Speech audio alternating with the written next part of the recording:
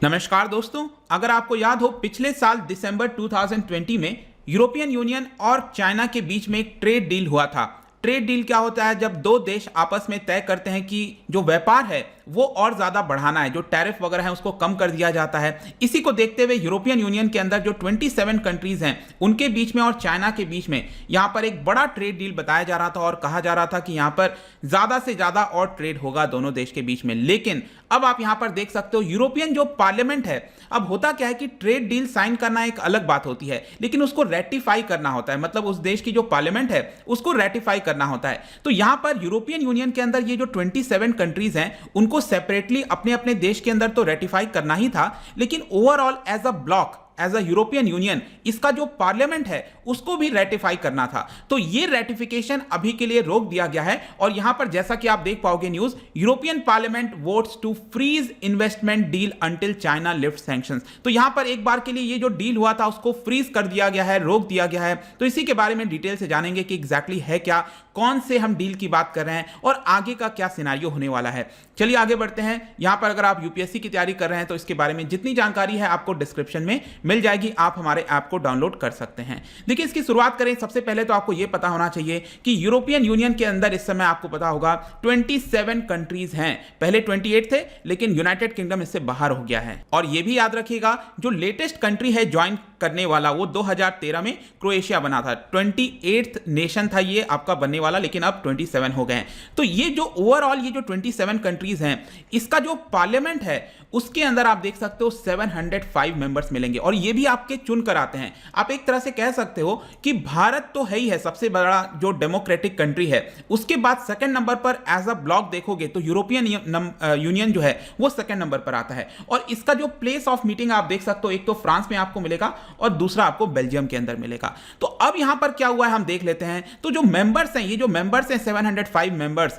उन्होंने यहां पर वोट किया है कि ये जो डील करना था यूरोपियन यूनियन के साथ इसको अभी के लिए रोक दिया जाए। और यहां पर चाइना से यह बोला गया है कि सबसे पहले या आपने ये जो सैंक्शंस लगा रखा है इसको आप हटाओ और जो ह्यूमन राइट्स के वायलेशंस करते हैं आप शिनजियांग प्रोविंस के अंदर उसको भी रोकिए।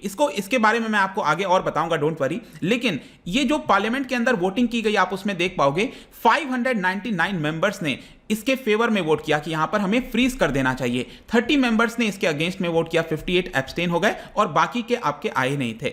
ये जो पूरा डील है यूरोपियन यूनियन और चाइना के बीच में, याद रखिएगा आपके एग्जाम्स के पॉइंट ऑफ व्यू से इंपॉर्टेंट हो सकता है, कॉम्प्रिहेंसिव एग्रीमेंट ऑन इन्वेस्टमेंट। ठीक है, ये ओवरऑल इस ट्रेड डील का नाम था जो कि अभी के लिए रोक दिया गया है। ये जो पूरा मोशन पास किया गया है यूरोपियन पार्लियामेंट के द्वारा, उनके द्वारा इसमें आप देख सकते हो बोला गया है क्लियरली कि यहां पर कोई भी कंसिडरेशन तभी किया जाएगा यूरोपियन पार्लियामेंट के द्वारा इसको रेटिफाई करने के लिए जब यहां पर चाइनीज जो हैं जिन्होंने सैंक्शंस लगा रखा है यूरोपियन यूनियन के ऊपर उसको हटाए। और यहां पर एक चीज मैं आपको यह भी बता दूं कि इसका कारण जो बताया गया है कि यूरोपियन पार्लियामेंट ने इसको क्यों यहां पर फ्रीज किया है, क्योंकि यूरोपियन यूनियन ने उन्होंने भी सैंक्शंस लगा रखा है। आप समझो, यूरोपियन यूनियन ने भी सैंक्शंस लगा रखा है चाइना पे, तो इसकी वजह से यहां पर इसको फ्रीज किया गया है। इसके साथ साथ यहां पर यह भी बोला जा रहा है कि जो चाइना ने सैंक्शंस लगाया है उस सैंक्शंस को पहले हटाए, फिर उसके बाद हम सोचेंगे, विचार करेंगे कि क्या यहां पर इस डील को रेटिफाई करना है कि नहीं। तो क्लियरली आपको यहां पर देखने को मिलेगा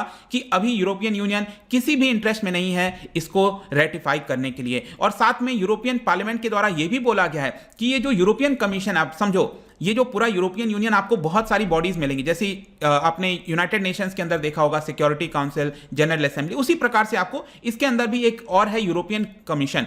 इनको क्लियरली बोल दिया गया है पार्लियामेंट के द्वारा कि आप कोई भी बातचीत नहीं करोगे जब तक आप हमसे परमिशन ना ले लो। मतलब पहले आपको पार्लियामेंट से यहां पर अनुमति लेनी होगी, तब जाकर आप चाइना के साथ किसी भी प्रकार का एग्रीमेंट करेंगे। अब यहां पर क्वेश्चन आता है कि ये डील है क्या। मैं आपको बता दूं 2013 से कोशिश की जा रही है चाइना और यूरोपियन यूनियन के बीच में कि ये एक तरह का ट्रेड डील लाया जाए। तो 7 साल नेगोशिएशंस करने के बाद फाइनली जाकर 2020 में जो चाइनीज प्रेसिडेंट हैं शी जिनपिंग और यूरोपियन यूनियन के जो लीडर्स हैं जैसे एंजेला मर्केल हो गई और इमैनुअल मैक्रोन हो गए, यूरोपियन कमीशन के प्रेसिडेंट हो गए, सभी लोगों ने मिलकर यहां पर कोशिश किया और फाइनली जाकर यह डील हो पाया था किसी वजह से, जो कि अब इसमें यहां पर रुकावट आ गई है। इसके साथ साथ मैं आपको यह भी बताऊं, भारत का भी कोशिश हो रहा है यूरोपियन यूनियन के साथ यहां पर ट्रेड डील होने के लिए, लेकिन हो नहीं पाया है। हम तो इनफैक्ट उससे भी पहले से कोशिश कर रहे हैं, 2008 के बाद से कोशिश की जा रही है कि दोनों के बीच में यहां पर ट्रेड डील हो, लेकिन नहीं हो पाया। लेकिन एक यहां पर प्रश्न आता है कि ये कौन से ह्यूमन राइट्स कंसर्न की बात करें। देखो,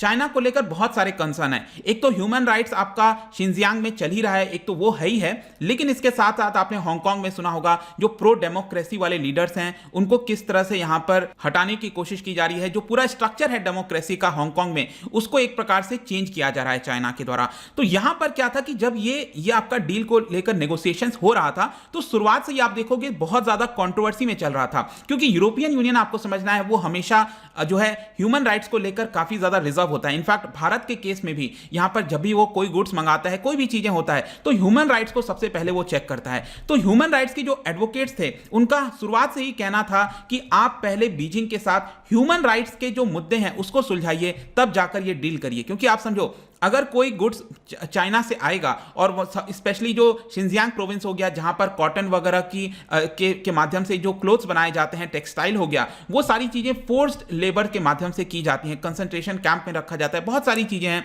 तो यूरोपियन यूनियन इसको एक्सेप्ट नहीं करता। तो इसी की वजह से बहुत सारे लोग रिक्वेस्ट कर रहे थे कि आप पहले ह्यूमन राइट्स का मुद्दा पहले चाइना से सुलझाइए, तब जाकर आप ये डील करिए। और इन्हीं सारी चीजों को देखते हुए फाइनली जाकर इसी साल मार्च के महीने में, आप यहां पर न्यूज भी देख सकते हो, ये मार्च का ही न्यूज आया था 22 ऑफ मार्च, जहां पर यूरोपियन यूनियन ने फाइनली चाइना के ऊपर सैंक्शंस लगा दिया। उनके 4 ऐसे ऑफिशियल्स थे जो कि शिनजियांग प्रोविंस जो है ना, जहां पर विगुर मुस्लिम्स वगैरह रहते हैं, वहां पर उनसे रिलेटेड 4 ऑफिशियल्स के ऊपर सैंक्शंस लगा दिया कि आप यूरोपियन यूनियन के अंदर ट्रैवल नहीं कर सकते हो। अब ऑब्वियस सी बात है, चाइना इससे खुश होगा नहीं, तो चाइना ने काउंटर सैंक्शंस लगा दिया और चाइना ने करीब 10 यूरोपियन यूनियन के लीडर्स के ऊपर सैंक्शंस लगा दिया, जिसमें आप ये देख पाओगे 3 members of national parliament, 2 European union की कमिटीज के मेंबर्स के ऊपर और भी कई सारे लोगों के ऊपर यहां पर चाइना ने वापस से सैंक्शंस लगा दिया। और इसी की वजह से पूरा जो मुद्दा है वो गहरा रहा था और ऐसा लग रहा था, बार बार चेतावनी भी दी जा रही थी यूरोपियन यूनियन के द्वारा कि अगर आप यहां पर सैंक्शंस नहीं हटाओगे,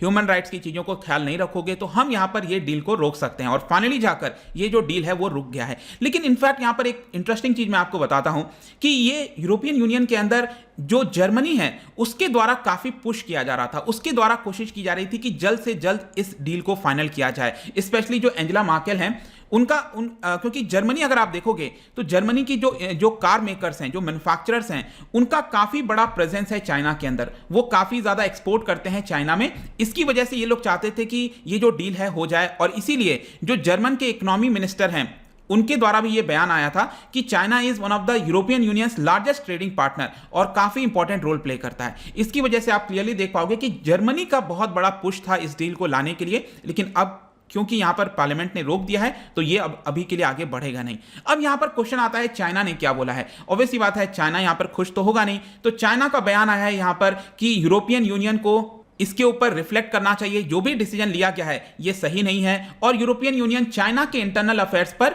यहां पर इंटरफेयर करना बंद करे, ऐसा चाइना की तरफ से रिस्पांस आया है। और चाइना ये भी कह रहा है कि ये जो डील है वो कोई सिर्फ चाइना के फेवर में नहीं है, ये तो विन विन सिचुएशन है यूरोपियन यूनियन और चाइना दोनों के लिए। क्योंकि अगर आप देखोगे यहां पर तो इस समय यूरोपियन यूनियन का ट्रेड डेफिसिट होता है, मतलब कि यहां पर आप देख सकते हैं यूरोपियन यूनियन चाइना से 362 बिलियन यूरो के गुड्स को मंगाता है और एक्सपोर्ट कितना करता है चाइना में, सिर्फ 198 बिलियन यूरो, मतलब कि एक तरह से घाटा है यूरोपियन यूनियन को। तो चाइना का कहना था कि ये डील तो आप ही के फायदे में रहेगा, आपका इस समय घाटा चल रहा है तो आप और ज्यादा हमारे यहां पर सामान बेच पाओगे। जो भी है, कंक्लूजन में यहां पर ये चीजें निकलती हैं दोस्तों की अब ये डील होना थोड़ा मुश्किल हो जाएगा, क्योंकि मैं आपको बता दूं जो एंजेला मर्केल हैं जो कोशिश कर रही थी इसको लाने के लिए, वो यहां पर जाने वाली हैं। सितंबर के बाद वो अपना पद छोड़ देंगी, उसके बाद यहां पर मुश्किल होगा। इसके साथ साथ जो ब्रुसेल्स में, मतलब कि जो पार्लियामेंट है यूरोपियन पार्लियामेंट, उसके अंदर भी यहां पर जो स्टैंड है वो चेंज हो रहा है। वहां पर भी अब लोग आत्मनिर्भर की बातें कर रहे हैं और शायद हो सकता है कि ये जो डील है उसमें काफी अब लंबा समय लग सकता है।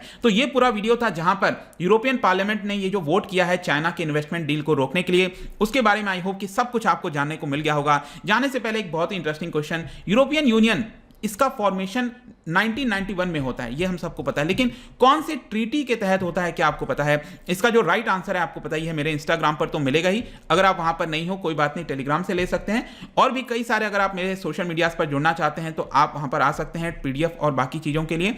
और अगर आप मुझसे इकोनॉमी पढ़ना चाहते हैं या फिर यूपीएससी की तैयारी कर रहे हैं, कोई भी कोर्स परचेज करना चाहते हैं, तो आप ऐप को डाउनलोड कर सकते हैं। आई होप कि ये वीडियो आपको पसंद आया होगा। मिलता हूं आपसे next time. Till then, thank you very much, see you soon.